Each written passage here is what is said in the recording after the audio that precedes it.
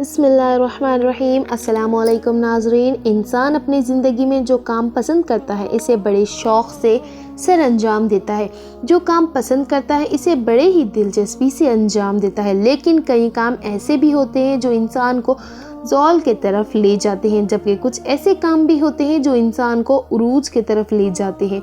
کچھ کام ایسے ہوتے ہیں جو انسان کو تنگیوں کی طرف لے جاتے ہیں، کچھ ایسے بھی ہوتے ہیں جو انسان کو آسانیوں کی طرف لے جاتے ہیں۔ حضرت سیدنا شیر خدا علی المرتضیٰ رضی اللہ تعالیٰ عنہ ایک روز اللہ کے بندوں کو درس اخلاق دے رہے تھے، نبی صلی اللہ علیہ وسلم کا پیغام سنا رہے تھے، واضح و نصیحت کر رہے تھے، خوبصورت زندگی گزارنے کے طور طریقے بتا رہے تھے۔ آپ رضی اللہ تعالیٰ عنہ نے فرمایا، میں نے بھکاریوں کو بادشاہ بنتے دیکھا ہے، میں نے بھکاریوں کو امیر ترین عمرہ بنتے ہوئے دیکھا ہے، ایسے امیر جو صرف دنیا کے ہی نہیں امیر ہی نہیں بلکہ میں نے دونوں جہانوں کے امیر بنتے ہوئے دیکھا ہے۔ انہوں نے دنیا میں بھی حاصل کی ہے، انہوں نے آخرت میں بھی حاصل کر لی ہے۔ جب میں نے ان سے دونوں جہانوں کی ترقی کی وجہ پوچھی، تم بھکاریوں سے بادشاہ کیسے بنے، اتنے بڑے امیر کیسے بنے کہ تم دنیا میں ہی امیر ہو گئے اور آخرت میں بھی امیر رہ گئے؟ تو انہوں نے کہا، ہم 5 عمل کیا کرتے تھے، ہم نے 5 عمل ایسے کیے جو کہ ہم آج بھی کر رہے ہیں اور مرتے دم تک کریں گے انشاءاللہ۔ 5 عملوں میں سے یہ ہے، ان 5 کاموں نے ہمیں بھکاریوں سے بادشاہ بنا رہا ہے۔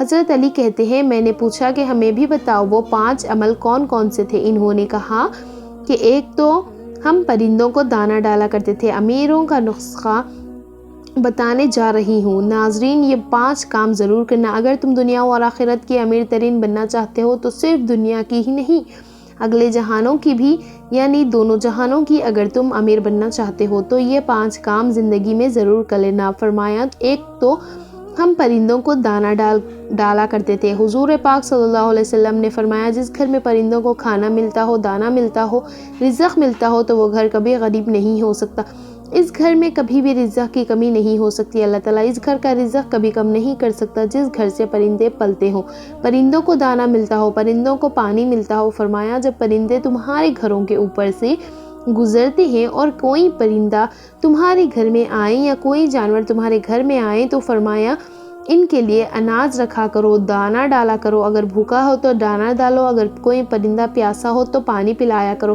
اللہ تعالیٰ کو ایک مخلوق کو دوسری مخلوق سے احساس کرنے کا عمل بہت ہی زیادہ پسند ہے، یعنی جب ایک مخلوق دوسری مخلوق کو بھوک مٹاتی ہے، پیاس مٹاتی ہے، اللہ تعالیٰ کو یہ عمل اتنا پسند آتا ہے کہ اللہ فرشتوں میں بیٹھ کر مسکراتا ہے۔ جب ایک مخلوق دوسری مخلوق کا احساس کرتی ہے، جب پرندے کسی گھر سے کھانا کھا کر یعنی دانہ کھا کر اس گھر سے جاتے ہیں تو وہ اللہ سے دعا کرتے ہیں کہ اے مالک، تجھے تیری وداعیت کا واسطہ، تیری رحیمی کا واسطہ، جس گھر نے اس گھر کے لوگوں نے ہمارے رزق کا اہتمام کیا، تو بھی اس گھر کے لوگوں کے رزق کا اہتمام کر۔ تو یوں اللہ تعالیٰ اپنی برکت کے تمام دروازے اس گھر کی طرف کر دیتے ہیں جس گھر میں پرندوں کو کھانا ملتا ہے، جانوروں کو کھانا ملتا ہے۔ حضرت امام باقر رضی اللہ تعالیٰ عنہ کی صاحبزادے حضرت امام جعفر صادق رضی اللہ تعالیٰ عنہ فرماتے ہیں کہ جو انسان صبح اٹھتے ہی ایک عمل کرتا ہے تو اللہ تعالیٰ 3 فرشتے اس کے ساتھ لگا دیتے ہیں، یعنی 3 فرشتوں کی ڈیوٹی لگ جاتی ہے، صبح دوپہر شام اس کے ساتھ ہی رہتے ہیں۔ تو ان فرشتوں کا کام کیا ہوتا ہے؟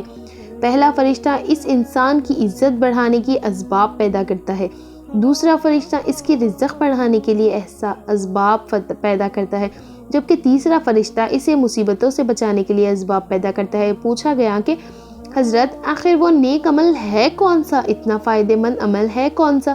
تو حضرت امام جعفر صادق نے فرمایا، وہ ہے پرندوں کو دانہ ڈالنا۔ جو شخص صبح سویرے اٹھ کر دوسری مخلوق کو کھانا دیتا ہے، اللہ تعالیٰ اس پر 3 فرشتوں کی ڈیوٹی لگا دیتے ہیں۔ اس کے بعد حضرت علی رضی اللہ تعالیٰ عنہ نے فرمایا، اس شخص نے کہا کہ ان کا دوسرا عمل یعنی دوسرا کام جو وہ کرتے ہیں وہ یہ تھا کہ وہ غریبوں کی مدد کرتے تھے۔ جو شخص غریبوں کی مدد کرتا ہے وہ زندگی میں کبھی بھی غریب نہیں ہوتا۔ جناب عالی بندے کی عبادت بندے کو اس مقام پر نہیں پہنچاتی جہاں غریبوں کی مدد پہنچتی ہے، جہاں غریبوں کی خدمت پہنچتی ہے۔ جب غریبوں کی خدمت کی بات آتی ہے تو میرے نبی صلی اللہ علیہ وسلم کے قدموں میں بیٹھنے والے سیدنا حضرت ابوبکر صدیق رضی اللہ تعالیٰ عنہ سے بڑھ کر اچھا حکمران دنیا میں کوئی نہیں آیا، اسی طرح سیدنا عمر فاروق رضی اللہ تعالیٰ عنہ سے بڑھ کر کوئی بادشاہ نہیں آیا، سخاوت میں حضرت سیدنا عثمان رضی اللہ تعالیٰ عنہ نے بڑھ کر کوئی حکمران نہیں آیا، اور علم فرسات میں حضرت سیدنا اعلیٰ المرتضیٰ رضی اللہ تعالیٰ عنہ سے اچھا حکمران کوئی اس دنیا میں نہیں آیا۔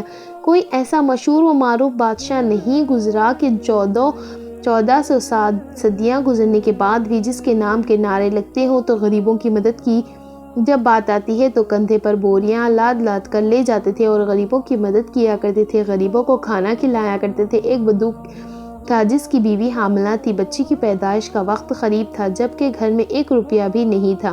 اب یہ لوگ پریشان تھے کہ پیسے ایک بھی نہیں ہیں جبکہ بچی کی پیدائش کا وقت قریب ہے، اور وہ حق ہمسایوں کے پاس گئے، ہمیں کچھ قرض دے دو۔ انہوں نے کچھ نہ دیا تو بدو نے ذہن میں ایک ترکیب آئی کہ کیوں نہ مدینے میں چلا جاؤں، حضرت سیدنا عمر فاروق کے پاس چلا جاؤں، ان کے سامنے جا کر فریاد کروں گا، عرض کروں گا، وہ میری ضرور مدد کریں گے۔ یہ بات بدو اپنی حاملہ بیوی کو لے کر مدینے کی طرف جا رہے تھے۔ چلتے چلتے جیسے ہی مدینے کی سرزمین پر قدم رکھا، شام ہو گئی، رات ڈھلنے لگی، بچے کی پیدائش کا وقت قریب ہوا۔ اس نے بیوی کو کہا کہ کیوں نہ ہم یہی خیمہ لگا کر رات بسر کر لیتے ہیں، صبح ہوتے ہی عمر رضی اللہ تعالیٰ عنہ کے پاس چلے جائیں گے۔ رات یہ لوگ وہاں ٹھہرے رہے۔ رات کا دوسرا پہر جب آیا تو بیوی درد سے چیخنے لگی، بچے کی پیدائش کا وقت قریب ہے، اور یہ بیوی کو حوصلے دے رہے ہیں، ابھی فجر ہونے والی تھی۔ چلتے ہی تھے عمر کے پاس اپنا مسئلہ حل کرواتے ہیں۔ حضرت سیدنا عمر فاروق رضی اللہ تعالیٰ عنہ کی عادت تھی کہ آپ رات کے دوسرے پہر مدینے کی گلیوں میں گشت کیا کرتے تھے۔ آپ فرمایا کرتے تھے کہ میری حکمرانی میں اگر کوئی کتا بھی پیاسا ہو مر گیا تو حساب عمر کو دینا پڑے گا۔ اس رات میں حضرت عمر مدینے کی گلیوں میں گشت فرما رہی تھی کہ آپ نے دور سے دیکھا کہ خیمے میں آگ جل رہی ہے۔ آپ نے غلام کو بھیجا کہ جا کے دیکھو وہ کون بیٹھا ہے، رات کے اس پہر کوئی مسافر تو نہیں ہے۔ غلام اس شخص کے پاس گیا، اس نے کہا کہ میری بیوی حاملہ ہے، مجھے مدد کی شدید ضرورت ہے۔ غلام نے واپس آ کر حضرت عمر کو ساری بات بتائی۔ اللہ اکبر! حضرت سیدنا عمر فاروق دوڑ کر گئے، اپنی بیوی کو اٹھایا، کہا اٹھو، اگر تجھے ثواب مل رہا ہو تو لینا چاہو گی، اگر تمہیں نیکیاں مل رہی ہو تو لینا چاہو گی؟ کہا کیوں نہیں حضرت؟ پھر فرمایا اٹھو، میرے یار کی بیوی درد میں مبتلا ہے، میرے یار کی بیوی تکلیف میں مبتلا ہے، اور تھوڑی دیر میں بچے کی پیدائش کا وقت آنے والا ہے، اٹھو اور تھوڑی دیر کے لیے دائی بن جاؤ۔ اس نے ضرورت کا سارا سامان اٹھایا اور سیدنا عمر فاروق سے کہنے لگی کہ آپ تھوڑی ہی سی لکڑیاں کندھے پر اٹھا لیں۔ آپ نے کندھے پر لکڑیاں اٹھائی ہوئی اور جا رہے ہیں۔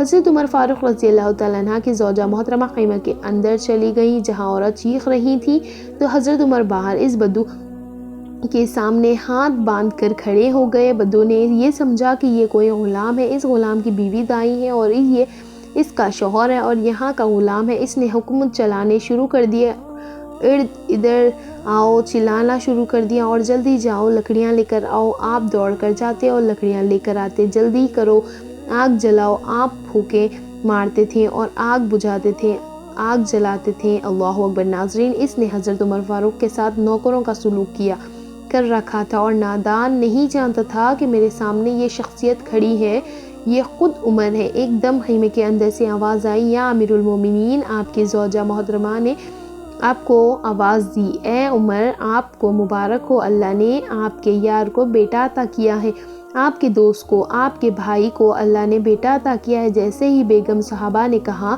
یا امیر المومنین، بدو نے سنا اور اس کے پاؤں تلے سے زمین نکل گئی۔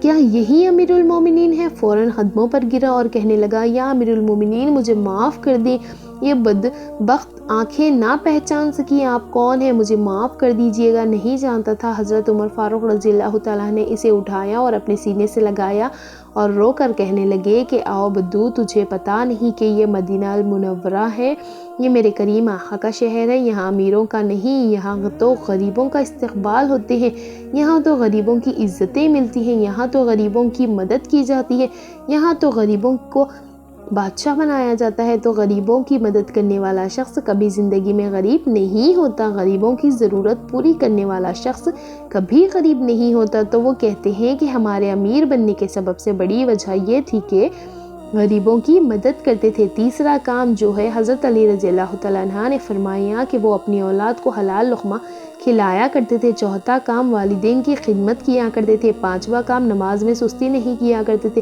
ان لوگوں نے کہا کہ ہم نے آج بھی ان 5 باتوں کا دامن مضبوطی سے پکڑا ہوا ہے، اسی لیے ہم آج بھی دن بدن بلندی کی طرف جا رہے ہیں۔ ہم نے صرف دنیا میں ہی نہیں ترقی نہیں لی بلکہ ہم آخرت کے لیے بھی یہ کام کر رہے ہیں۔ اللہ رب العزت سے دعا ہے کہ مالک ہمیں بھی ان 5 کاموں پر عمل کرنے کی توفیق عطا فرمائے اور اپنے ان بندوں کی فرصت میں شامل فرمائے جن پر اللہ کا انعام ہوا۔ ناظرین کرام، اگر میری آج کی یہ معلوماتی ویڈیو آپ کو پسند آ جائے تو برائے کرم اس ویڈیو کو لائک اور شیئر ضرور کر دیجیے گا۔ میرے چینل اللہ کی برکت کو سبسکرائب کر لیجیے گا۔ جزاک اللہ خیر۔